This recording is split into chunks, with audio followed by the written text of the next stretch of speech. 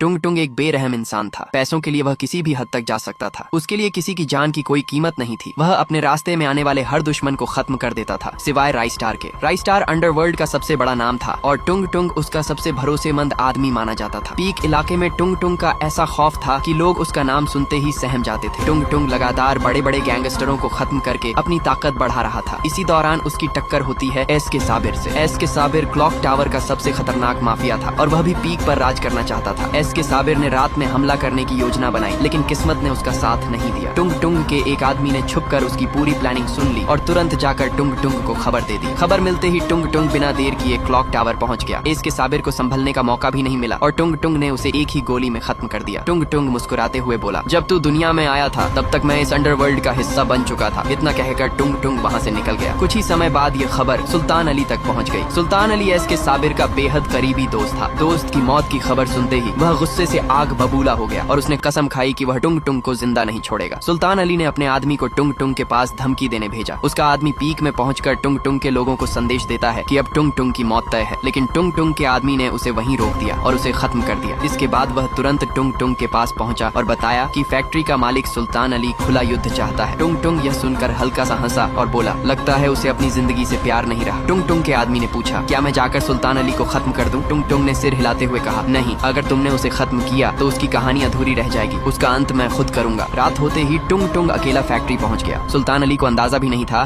कि उसका आखिरी समय इतना करीब आ चुका है। टुंग टुंग ने उसे खत्म कर दिया और वहां से निकलते वक्त सिर्फ इतना कहा, तुम लोग सिर्फ बातें करते हो और मैं काम करके दिखाता हूँ, यही असली फर्क है। उस रात के बाद पूरे देश में टुंग टुंग का नाम डर की पहचान बन गया। लोग उसकी ताकत और उसके फैसलों से कांपने लगे। लेकिन कहानी यहीं खत्म नहीं होती। असली तूफान अभी बाकी है, क्योंकि बहुत जल्द इस कहानी में एंट्री होने वाली है रॉकी भाई की और उसके आने के बाद अंडरवर्ल्ड की दुनिया पूरी तरह बदलने वाली है।